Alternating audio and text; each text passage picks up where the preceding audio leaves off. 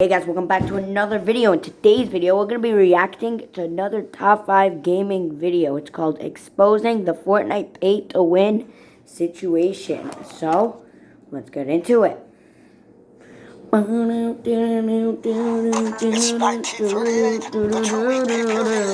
I don't like ads. Who likes ads? Do not fall for this Fortnite scam because it can steal your money. You see, What? since the very beginning, there have been countless ways to pay to win in Fortnite, and I'll cover all of them in this video, but sprites have made this so much worse. A ton of players are in full steal a brain rot mode, trying to get the rarest extractions possible, and some don't even want to play the game to try and find them, instead taking a shortcut.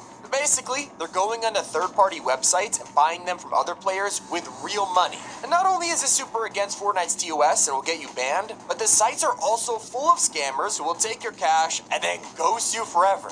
Or, if you try to sell your items, you might have people just kill you and take your sprite without paying a single penny. And the pay-to-win items and scams get so much worse, like the $500 skin. This was exclusive to a PS5 bundle, meaning you had to buy an entire console just for this one skin, and it was actually worth it. Because days after it was released, the fans realized that Cobalt Snowfoot had no footstep sounds.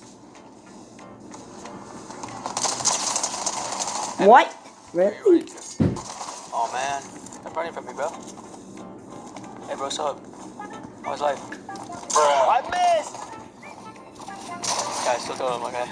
You don't talk about that miss. Yeah, you couldn't hear a single person sneaking up on you, which means for 1 week, Fortnite let you spend $500 to dominate lobbies. Still not as ridiculous as this from back in the day.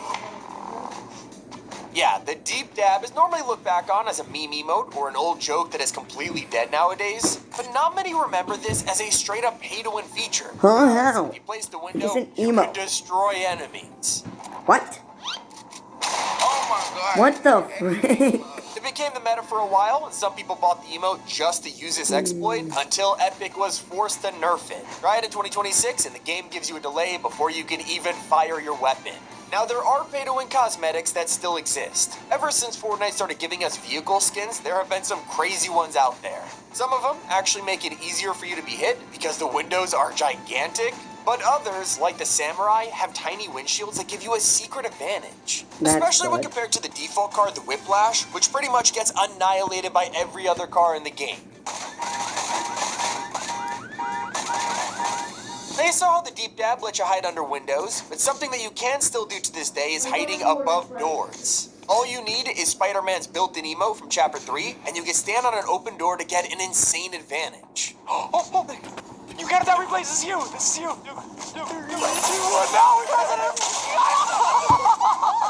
Or you can just straight up place a ramp and then use the emote to disappear through a ceiling. It also works with the Matrix collab, where you were able to get Trinity's kick and also time it to vanish through builds. Ask anyone. The most common pay-to-win scheme in Fortnite is camouflage. And even though you look at Midas and think, there's no way this guy is blending in with anything, it was actually pay-to-win for a single season.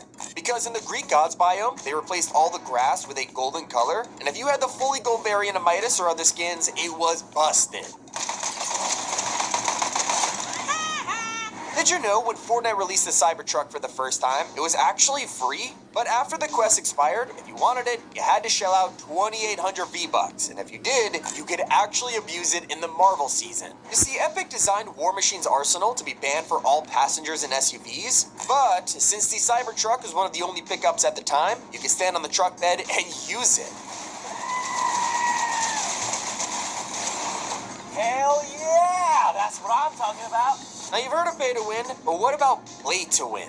Because it turns out there's a free glider that no one can get anymore, but the people who have it are straight up getting an advantage. We'll take it back to Winterfest 2022, and only then you'll be able to unlock the Wintry Whirligig.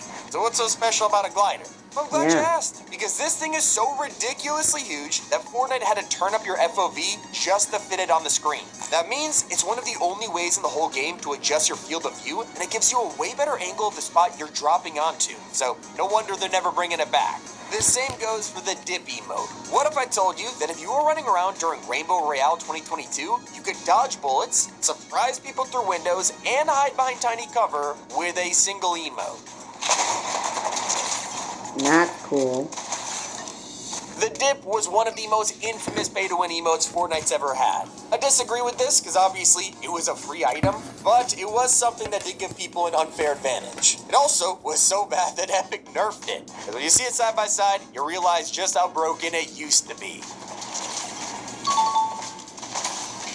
Now, you remember when you get rebooted and it would just spawn you on top of the van? Well, it turns out back then you could actually wear a $20 skin to go completely under the radar. Frozen Love Ranger was fully light blue. He blended in with the reboot symbol and could stop enemies from noticing you. It also meant you could take things even further, like Laser Beam did, by camping the vans and wiping out people who were rebooting.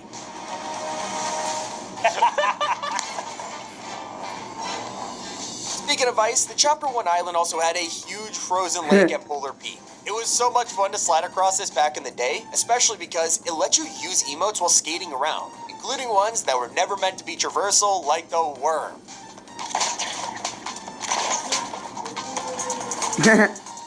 Imagine opening your Fortnite locker in 2020 only to find a giant padlock over your pickaxe. That's because Epic accidentally made the Star Wars riot baton overpowered. In one of the weirdest glitches of all time, fans noticed that holding this pickaxe would mute all of your footsteps, and because it was way more accessible than the $500 skin I showed you earlier, everyone was doing it. So they had to stop it or it would have been a disaster. It was so bad, they threw up this huge padlock and banned everyone from using it until it was fixed. Now, I think one of the most unfair advantages in the whole game is how Fortnite offers a free trial of any skin you want, but only to people who bought a battle pass years ago. Because if you managed to get Mystique from the OG Marvel season, her built-in emote had a one-of-a-kind feature that let you steal skins from other players. And this wasn't even the worst part, it was about to become pay-to-win forever.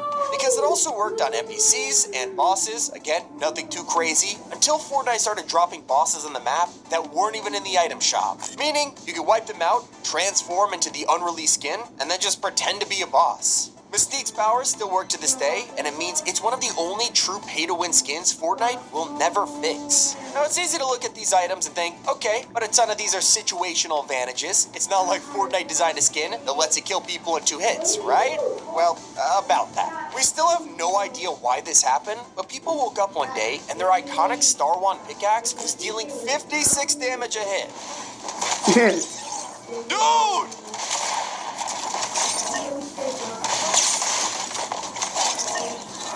Holy crap! When this bug was happening, it was so bad, it quickly shot up to become the most popular pickaxe in Fortnite. And even though it's been fixed for years, Star Wand is still notorious, and pro players have been using it ever since. Now, we've seen how camouflage has worked on skins before, but they've always been kinda limited. You know, reboot bands or golden grass. It's why Epic never bothered changing them until one skin came around and they had to fix it. The Toy Trooper was just meant to be a fun nod to those classic Green Army toys, but they were super clean and the color was almost identical to all of Chapter 1's grass. You could hide next to any bush or mountain and just blend in perfectly. It was busted. The worst part is how this was a thing for like 6 months before Fortnite finally changed it, and they totally redesigned them with a dirty and darker texture. Obviously, a huge problem for people who bought it, so they offered refunds to people who were annoyed. They were also forced to offer refunds when the Dragacorn glider came out, and people bought it in waves for being overpowered. Because when you pulled this thing out, it had a ridiculous opening animation. It's usually what they do.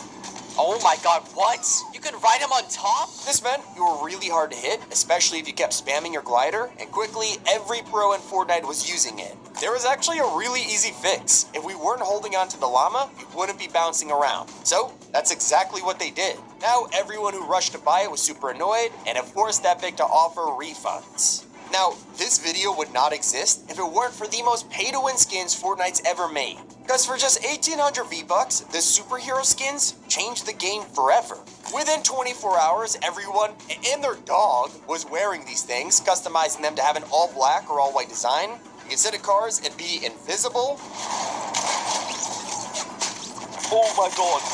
Oh my god! Wait, oh no.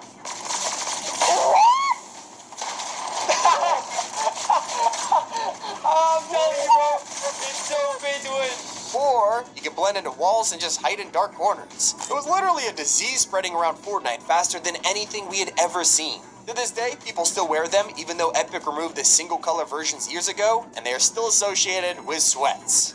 So you'd think Fortnite would have learned their lesson because of this, but they went and did it again when they gave us a Silver Surfer collab. Wasn't long before players went straight into metal vaults, and I mean, just look at this. If I was running past, I wouldn't see them either. Although, you gotta give them the benefit of the doubt here. I don't think anyone at Epic came up with the T-pose emote knowing people would pair it with the Scarecrow skin.